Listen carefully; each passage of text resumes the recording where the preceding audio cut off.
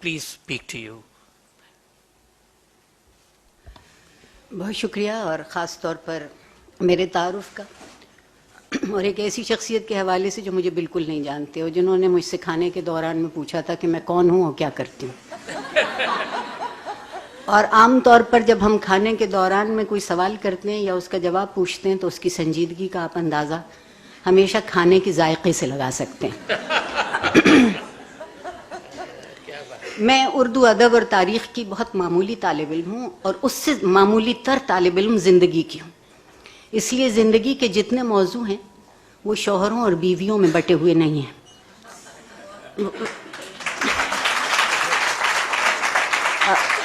اور وہ میرے دل کے ساتھ لپٹے چلے آتے ہیں جب تک کہ میں خود خاک میں نہ لپٹ جاؤں. دوسری ایک گزارش یہ ہے کہ یہاں میرے وہ ساتھی موجود نہیں ہیں جو مجھ سے میرے ایک جملے کی وجہ سے خفا ہیں، اور غلطی سے وہ تقریر میں نے انگریزی میں کی تھی، کیونکہ میں اب تو اردو بغاوتاً بولنا پڑتی ہے.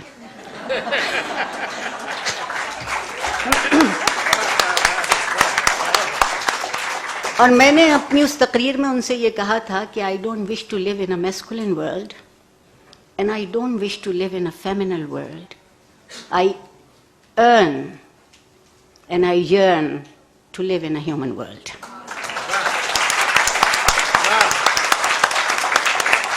میری تمنا اتنی ہے، اور شاید پروردگار کا منشا بھی یہی تھا کہ ہم آدمی سے انسان ہو سکیں. آدمی ایک مادی وجود ہے اور انسان ایک اخلاقی وجود ہے، اور آدمی سے انسان کیسے ہوتا ہے تو وہ درمیان میں کتاب آ جاتی ہے.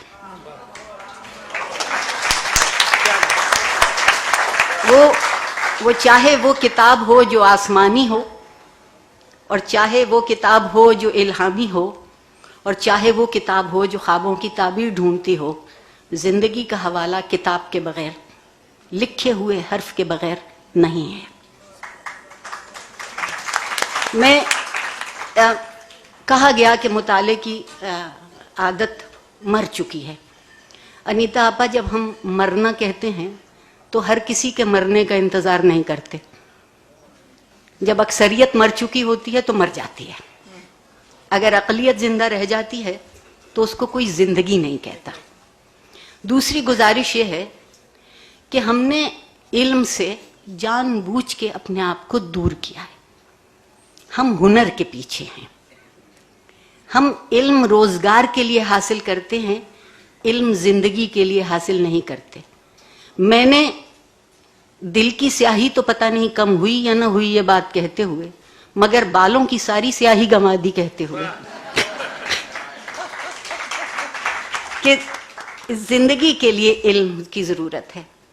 اور یہ جو کتاب سے رشتہ ہے، حرف سے رشتہ ہے، قول سے رشتہ ہے، یہ دراصل ایک ورثہ دوسرے تک منتقل ہونے کا واحد ذریعہ ہے. جو بچپن کی کہانی تھی نا کہ چڑیا لائی دال کا دانہ اور چڑا لایا چاول کا دانہ، اگلا جملہ بہت معنی خیز ہے، اور میں آج کل کے تمام صنفی لوگوں کو یہ کہانی سناتی ہوں. دونوں نے مل کر پکائی اور دونوں نے مل کر کھائی. مگر اب ہم اس کہانی کو یوں لکھتے ہیں کہ چڑیا ہی لائی دال کا دانہ اور چڑیا ہی لائی چاول کا دانہ، ایک نے پکائی دوسرے نے کھائی.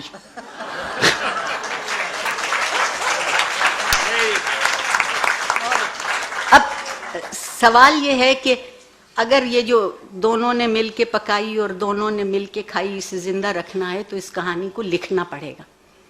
اور اگر یہ کہانی لکھی ہوئی ہے تو یہ کہانی پڑھی بھی ضرور جائے گی. میں چند مطالعے کی عادت ہمارے ہاں ختم ہوتی جاتی ہے. اس کی ایک بنیادی وجہ ہے وہ جو میرے محبوب جنرل ضیاء الحق تھے.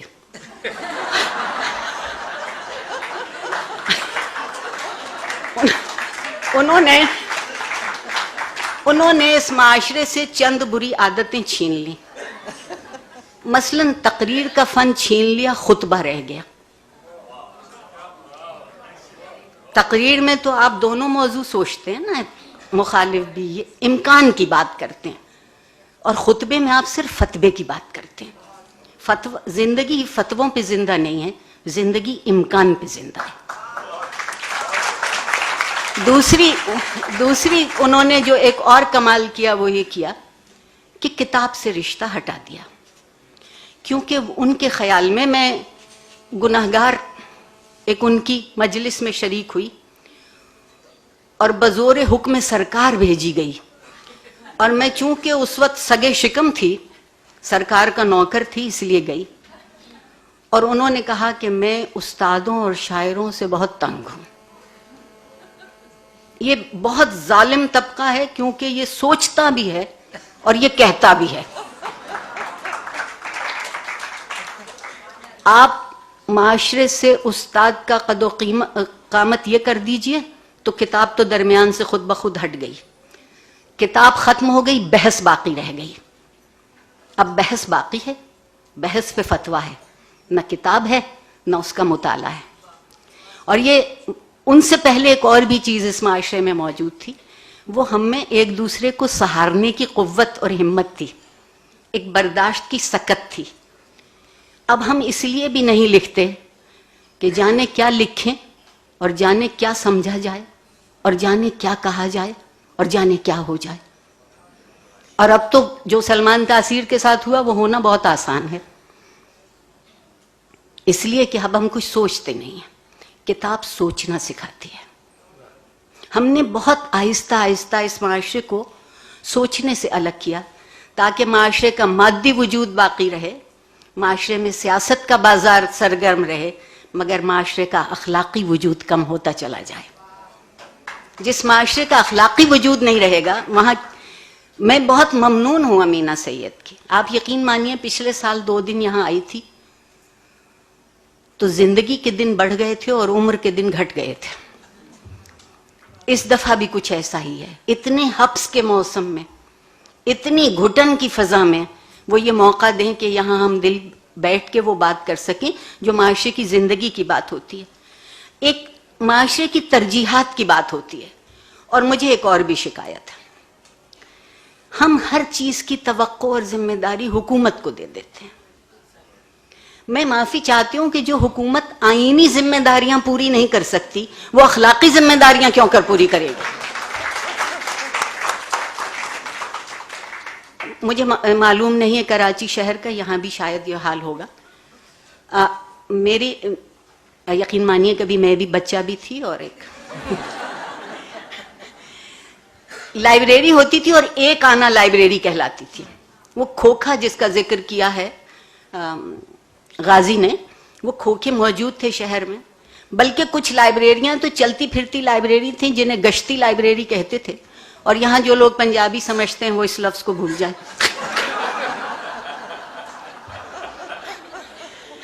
اب ایک معاشرے کی ترجیحات دیکھیے.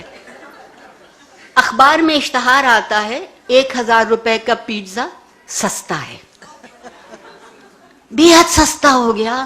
1000 روپے کا پیزا 4 لوگ کھا سکتے ہیں، اور اس کے ساتھ ایک پیپسی کی بوتل، ہاں، راحت جاں کے لیے مفت ساتھ آتی ہے. جب کوئی ہم سے یہ کہتا ہے کہ 500 روپے کی کتاب خرید لو تو ہم کہتے ہیں کتابیں بہت مہنگی ہو گئیں. میری گزارش یہ ہے کہ 1000 روپے کا پیزا 4 لوگ کھاتے ہیں اور صبح تک اس کو کسی تہذیب میں شمار نہیں کیا جاتا. 500 روپے کی کتاب ایک شخص خریدتا ہے اور شاید 100 لوگ اس کو استعمال کر سکتے ہیں اور وہ ہمیشہ تہذیب میں شمار کی جائے.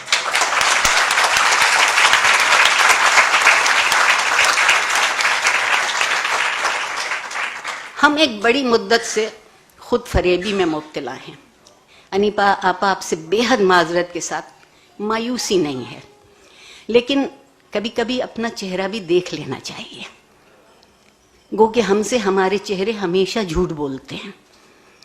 ہم نے ابھی تک خود فریبی سے اپنے آپ کو الگ نہیں کیا. خود فریبی میں لطف یہ ہے کہ وہ نظر آتا ہے جو نہیں ہوتا، اور جو ہوتا ہے وہ نظر نہیں آتا. صرف کتاب وہ آئینہ ہے جو وہ دکھا دیتی ہے کہ جو تھا، جو ہے، جو ہوگا اور جو ہو سکتا ہے وہ سب نظر آ سکتا ہے. बेहद शुक्रिया, बड़ी नवाज।